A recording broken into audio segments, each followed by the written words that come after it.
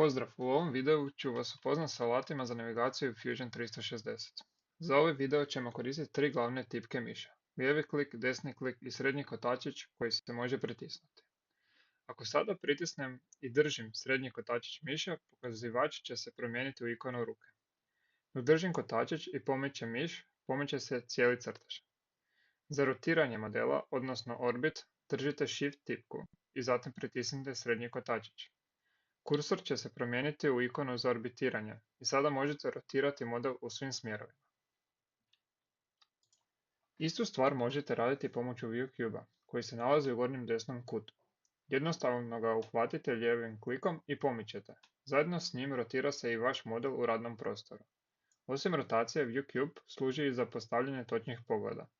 Ako prijeđete mišem preko ViewCube-a, vidjet ćete da se određene strane i rubovi ističu. Na primjer, klikom na top prebacit ćete se u pogled odozgo. Odmah pored ViewCube-a vidite X, Y i Z osi, što je jako korisno za orijentaciju u prostoru. Ako želite okrenuti pogled točno 90 stupnjeva, možete koristiti ove strelice. Recimo, klikom na ovu strelicu pomičemo se 90 stupnjeva i dolazimo u prednji pogled. Unutar tog pogleda možete dodatno rotirati. Ova strelica okreće pogled 90 stupnjeva u smjeru kazaljke na satu, ova u suprotnom smjeru. Klikom na Home ikonu vraćamo se u izometrijski pogled, koji je i zadani početni pogled. Ispod ViewCube-a možete promijeniti prikaza. Trenutno smo u ortografskom prikazu. Ako ga promijenimo u perspektivni, model će izgledati realnije. Objekti bliže kameri izgledaju veći, a udaljeni manji. Međutim, za tehnički rad i CAD modeliranje ortografski prikaz je puno bolji, jer paralelne linije ostaju paralelne. U perspektivi se linije vizualno spajaju, što može zbuniti kod preciznog rada. Zato ćemo se uglavnom držati ortografskog prikaza. Za zoomiranje koristimo kotačić miša. Okretanje u jednom smjeru zoom in, a u drugom smjeru zoom out. Bitno je znati da se zoom uvijek događa oko mjesta gdje se nalazi kursor. Ako kursor stavite na gornji lijevi kut ovog modela, zoom će se fokusirati baš na taj kut.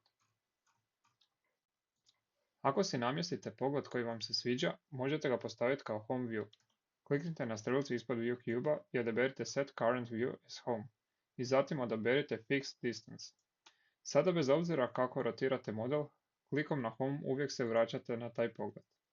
Ako želite vratiti originalan Home View, jednostavno odaberite Reset Home. Možete čak promijeniti što je za vas top ili front pogled. Ako vam trenutni pogled više odgovara kao top, možete ga postaviti kao novi top view.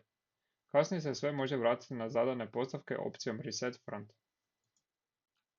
Osim miša i ViewCube-a, navigaciju možete koristiti preko Navigation bara koji se nalazi dolje. Ovdje imamo Free Orbit i Constraint Orbit. Free Orbit daje više kontrole i koristi ovaj kružni vodič. Sljedeći alat je Look At. Ovo je jako korisno kada želite da neka ploha bude točno paralelna sa ekranom. Kliknite na Look At, odaberite plohu i Fusion automatski poravna pogled. Tu je i Pen alat koji radi isto kao srednji klik miša, samo preko lijevog klika. Imamo i Zoom alat gdje pomicanjem miša gore dolje zoomiramo in ili out. Pokraj toga se još nalazi Zoom window, s kojim možete označiti dio modela koji želite približiti.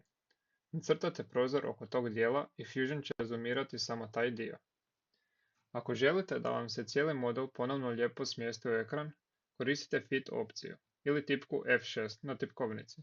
To je jako korisno kada vam model pobjegne iz pogleda. Na kraju prije nego završimo još ću vam pokazati jedan trik u slučaju da ste bolje upoznati s nekim drugim softverom za 3D modeliranje. Kliknite ovdje na sliku profila, zatim Preferences, otvorit će se ovaj prozor, samo provjerite da ste u dobroj rubrici General, pronađimo Pen Zoom Orbit Shortcuts, ovdje možemo odabrati neki drugi program. Ja ću za ovaj primjer uzeti Tinkercad, stisnuti Apply, OK. I sada mogu probati funkcije miša jesu li se promijenile. Stisnut ću prvo srednju tipku miša, znači ona se ponaša isto kao i kod Fusiona. Zatim ću probati desnu tipku miša. Ovdje vidim da se automatski ona ponaša kao orbit, tako da smo sigurni da su se funkcije prebacile. I to su osnovni alati za navigaciju u Fusion 360. U sljedećim videima ćemo ovo stalno koristiti, tako da će vam brzo postati potpuno prirodno. Hvala na pažnji i vidimo se uskoro u sljedećem videu. Pozdrav!